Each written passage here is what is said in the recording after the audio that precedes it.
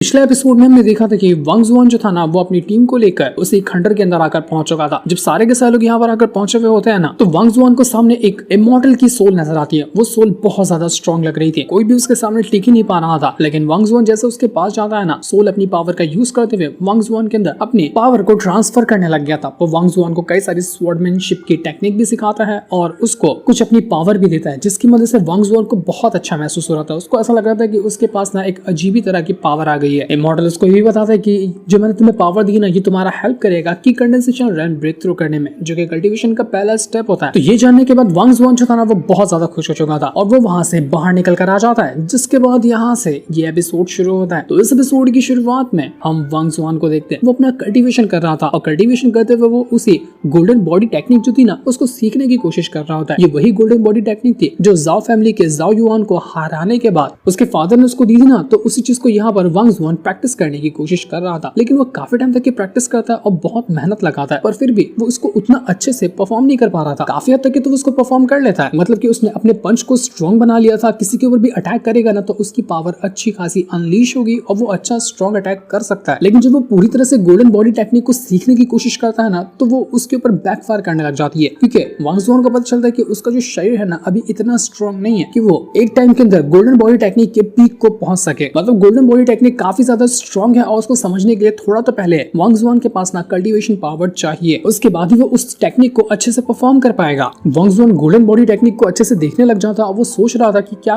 ऐसा तो नहीं कर रहा हूं मैं कि गोल्डन बॉडी टेक्निक का ना कुछ अलग अलग स्टेप होगा, मतलब एक टेक्निक कुछ अलग अलग स्टेप के अंदर मौजूद होगी और मैं दूसरा तीसरा स्टेप सीख रहा हूँ। पहले से सीखूंगा ना तो हो सकता है कि थोड़ा आसानी पड़े। और जब वो अच्छे से चेक करने की कोशिश करता ना, उसको पता चलता है कि गोल्डन बॉडी टेक्निक जो है उसके टोटल 15 लेयर है और हर एक लेयर को ना स्टेप बाय स्टेप ही सीखा जाता है। वांग जुआन जो सीख रहा था वो पहला ही लेयर था, उसको सीखने में जितना वांग जुआन को टाइम लगा ना, उसका दूसरा लेयर सीखने में उसका डबल टाइम लगेगा। इसी तरह से तीसरा लेयर सीखने में जो 2 लेवल का टाइम लगा ना उसका डबल लगने वाला है, मतलब कि हर बार टाइम डबल होता जाएगा। जब एक बंदा गोल्डन बॉडी टेक्निक के 15 लेयर को सीखने की कोशिश करेगा ना तो उसको कम से कम लगेगा तो 4000 साल लगने वाले हैं। मतलब कि गोल्डन बॉडी टेक्निक को कंप्लीट कर पाना किसी नॉर्मल इंसान की बात नहीं है, उसके लिए पहले इमॉर्टैलिटी तक के हासिल करनी पड़ेगी। तो वांग जुआन ये देखकर हैरान रह जाते हैं कि यार ये टेक्निक इंसान के लिए है कि किसके लिए। 4000 साल, 4000 साल ज्यादा नहीं होते हैं क्या? सिर्फ 15 लेयर को सीखने में 4000 साल लगाने पड़ेंगे, तो बहुत ज्यादा है। अब किसी इमॉर्टल के लिए 4000 साल तो कोई बड़ी बात नहीं हुई, क्योंकि वो इमॉर्टल रहते कभी मरते ही नहीं है, तो उनके लिए नॉर्मल था। लेकिन वांग जुआन के लिए जो अभी तक इमॉर्टैलिटी हासिल नहीं किया उसके लिए ये पहाड़ लग रहा था। तो वांग जुआन को याद आता है कि हाँ, मिस्टर किन्मू जो थे ना उन्होंने मुझे कुछ और भी टेक्निक दी थी। उन्होंने मुझे ये कहा था कि गोल्डन बॉडी टेक्निक जो है ना वो थोड़ी सी ज्यादा एडवांस टेक्निक है, तो सबसे पहले मुझे इससे शुरुआत नहीं करनी चाहिए। कम से कम मैं पहले अपना की कंडेंसेशन रन ब्रेक थ्रू कर लूं, उसके बाद इस टेक्निक को सीखने जाऊंगा ना तो थोड़ी सी आसानी होगी। उस टाइम उन्होंने मुझे कुछ टेक्निक भी दी थी जो कि मेरा की कंडेंसेशन रन को ना ब्रेक थ्रू करने में हेल्प करेंगे, और उस टेक्निक का नाम था फायर एलिमेंट टेक्निक। ये टेक्निक होती है सबसे पहले ना मेरिडियन के ऊपर असर करती है। ये मेरिडियन को स्ट्रॉन्ग बनाती है। एक बार जब मेरिडियन स्ट्रॉन्ग हो जाता है तो उसके अंदर की एनर्जी कन्वर्ट होती है और वो की एनर्जी ना हेल्प करती है की कंडेंसेशन रन को ब्रेक थ्रू करने में। तो यही फायर एलिमेंट वाली टेक्निक को ना यहाँ पर वांग जुआन सीखने की कोशिश कर रहा था ताकि वो अपना की कंडेंसेशन रन ब्रेक थ्रू कर सके। और जब वो ये कर रहा होता है ना उसको बहुत अच्छा लगता है। वो थोड़ी मेहनत करता है, लेकिन थोड़ी मेहनत के बाद ही वो इस टेक्निक को काफी हद तक के सीख चुका था। वो कहता है कि जैसे जैसे मैं ये टेक्निक सीख रहा हूँ ना, मुझे मेरा जो सेंस है ना वो बहुत ज्यादा स्ट्रॉन्ग हो चुका है। अब मेरे से कम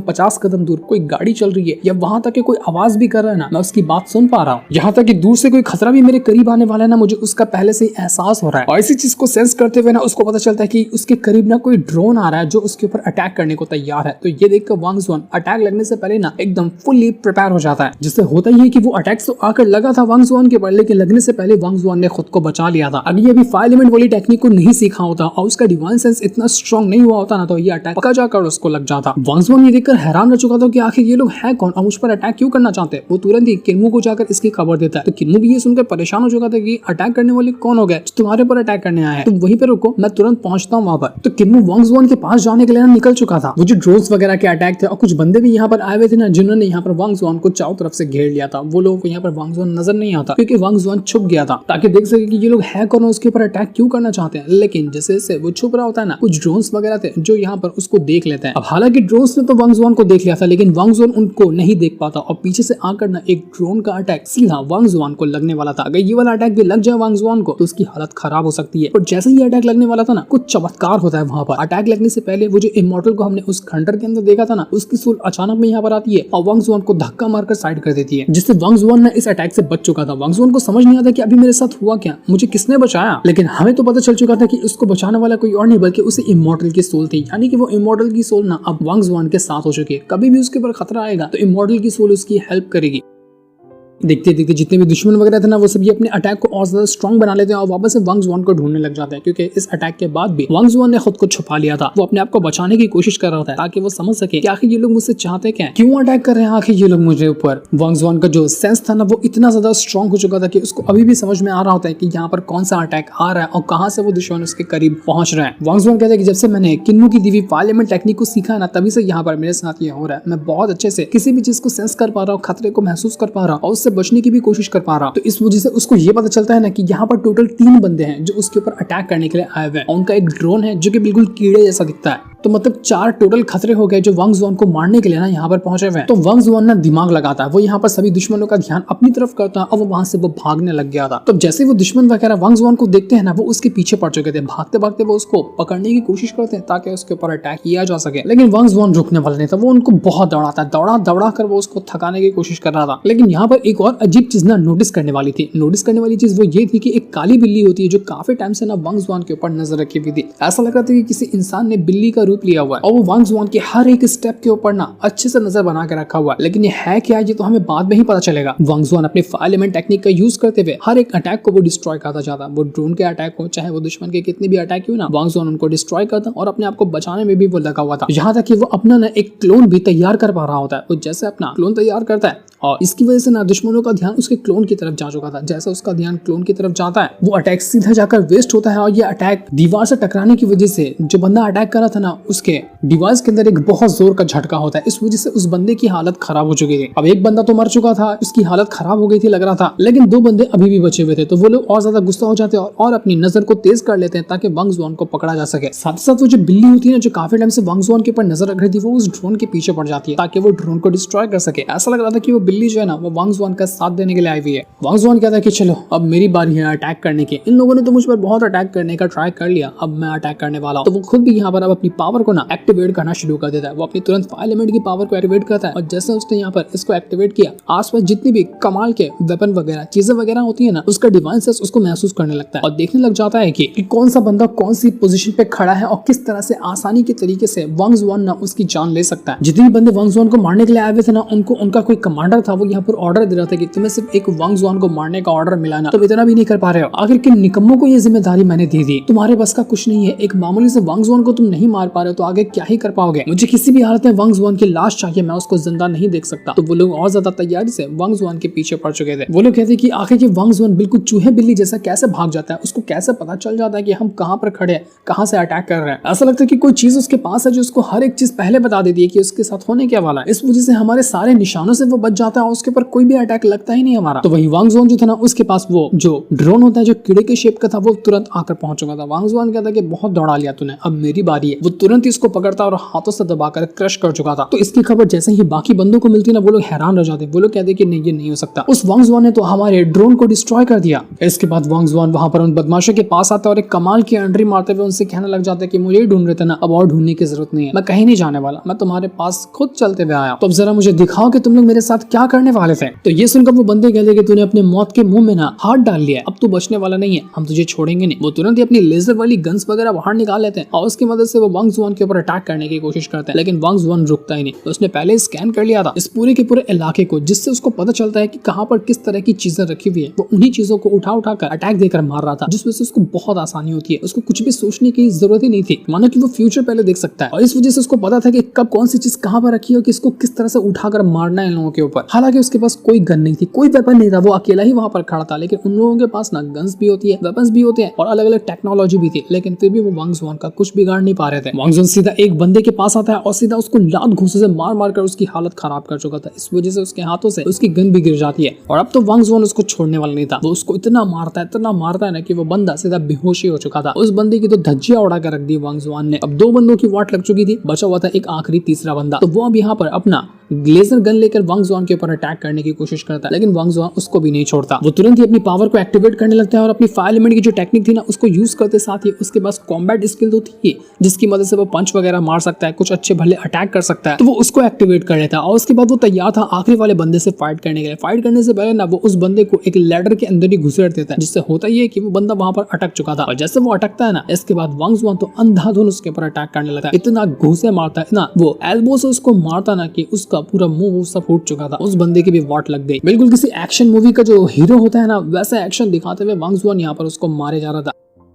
वो आखिरी बंदा जो वापस से एक बार फिर से ना वो गन उठाता है और उस वांग जुआन को अटैक करने की कोशिश करता है। उसके ऊपर गोली चलाने वाला था, लेकिन वांग जुआन सीधा एक सलिए का टुकड़ा उठाता है, फेंक कर मारता है सलिए का टुकड़ा कि वो बंदा जो था ना दीवार से जाकर फंस चुका था, उसके आर पार हो गया था वो सलिया। बड़ी बेरहमी वाली मौत दे दी वांग जुआन ने उस बंदे को। तो पहले का जो एक बंदा था जो अधमरा हो गया था, वो हल्की फुल्की अपनी जान बचाता है और वहां से भागते हुए जाता है कि ये इंसान नहीं, ये शैतान है। हमें तो लगा था कि वांग जुआन नॉर्मल बंदा होगा, लेकिन ये नॉर्मल नहीं है, भागो अपनी जान बचाकर। वांग जुआन कहता है कि यार अभी तो खेल में मजा आ रहा था, अभी से ये लोग यहाँ पर भाग ही गए, इन लोगों ने तो मेरा मूड खराब करके रख दिया। वांग जुआन बचे हुए जो दोनों बंदे यहाँ पर पड़े थे ना एकदम अधमरी हालत में, वो उनको होश में लाते हुए पूछने की कोशिश कर रहा था कि जरा मुझे बताओ कि तुम्हें यहाँ पर भेजा किसने, कौन है वो इंसान जो मुझे मारना चाहता है। और वो कुछ बता पाते इससे पहले उन बंदों का जो कमांडर था जिसने उन लोगों को यहाँ पर भेजा था ना, वो उनको अपने आप के अंदर विस्फोट करा देता है ताकि वांग जुआन इनको टॉर्चर करके ना सच्चाई ना उगलवा सके। तो इसलिए उसने अपने ही साथियों को खुद के अंदर ही विस्फोट करवा दिया, जिससे वो जल जलकर वहीं पर मारे जाते हैं। वांग जुआन समझ चुका था कि इनका जो भी बॉस, इनका जो भी कमांडर है ना, वो बहुत ज्यादा रूथलेस है, उसको अपने साथियों की कोई फिक्र नहीं है। जब वो अपने साथियों के साथ ऐसी हरकत कर सकता है तो मेरे साथ न जाने क्या करेगा। मुझे उससे संभल कर रहना होगा। वो अभी तो शांत नहीं होगा, वो वापस से हो सकता है कि अटैक करने की कोशिश करे मुझ पर। लेकिन मुझे था तब तक वहां पर पहुंच चुका था। वो अपनी बाकी के जो टीम वगैरह होते हैं ना, उनको भी लेकर आया हुआ था। वो सभी लोग इस जगह की अच्छे से तलाशी लेते हैं और उन बंदों की लाश को भी चेक करते हैं, लेकिन कुछ खास ऐसा उनको मिलता नहीं। उनको पता नहीं चलता कि यहाँ पर कौन हो सकता है जिसने अटैक करने की कोशिश की होगी। वांग जुआन कहते हैं कि एक बंदा तो था, वो यहाँ पर बच करना भाग निकला, बाकी के दो थे वो अपने आप जलकर मारे गए। हो सकता है कि अगर हम उस भागे हुए बंदे को पकड़ लें तो वो हमें कुछ बता सकता है, लेकिन अब वो भागा हुआ बंदा कहाँ गया है इसके बारे में मैं तो नहीं जानता। तो किन्मो अपने साथियों से और उसके पास जो स्पेसशिप थी ना, उससे कह रहे थे कि जाओ और उस बंदे को ढूंढो, अगर आसपास मिलता है तो उसको पकड़ कर लेकर आना। वांग जुआन की टीम के जो बंदे थे ना, वो वांग जुआन से कहते कि वांग जुआन ये तुमने किया कैसे, इतने बंदों को तुमने अकेले कैसे मार डाला, जबकि उनके पास तो खतरनाक लेजर गन्स थी। तुम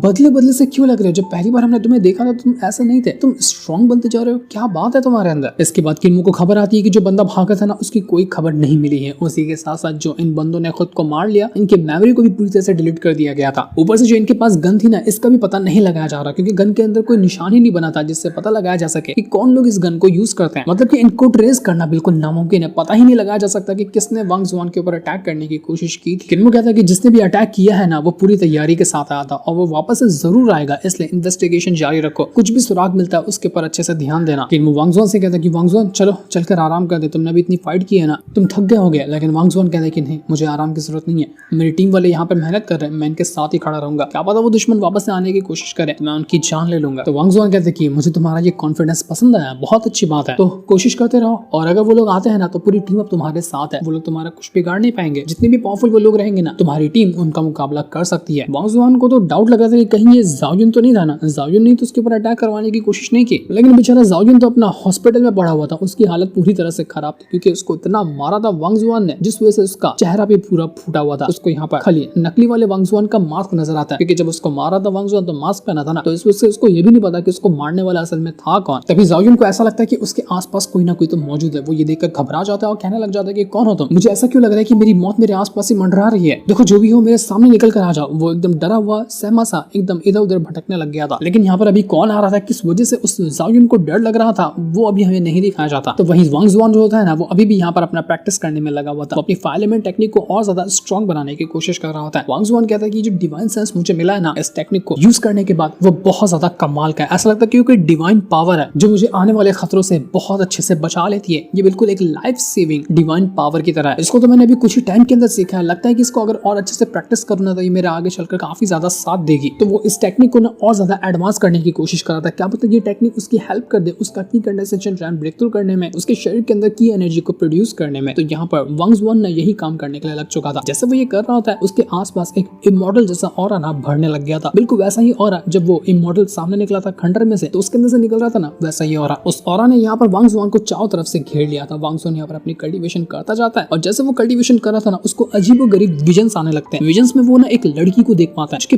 बहुत ज्यादा सुंदर थी और वो कोई प्रिंसेस लग रही होती है। इस मॉडर्न वर्ल्ड की नहीं, कल्टीवेशन वर्ल्ड की प्रिंसेस लग रही थी वो। वांग जुआन कहता है कि ये लड़की कौन है, मुझे दिखाई क्यों दे रही है, मुझे तो कुछ भी समझ ही नहीं आ रहा। ऐसा लग रहा था कि वांग जुआन ना किसी और ही वर्ल्ड के अंदर टेलीपोर्ट करता जा रहा है। लेकिन अभी वांग जुआन के साथ हो क्या रहा था, कहाँ वो जा रहा था, क्या उसके साथ हो रहा था, ये अभी हमें नहीं दिखाया जाता। ये हमें पता चलेगा नेक्स्ट एपिसोड के अंदर, जिस दिन को दिखाते साथ ही ये वाला एपिसोड यहीं पर एंड हो जाता है। Thanks for watching.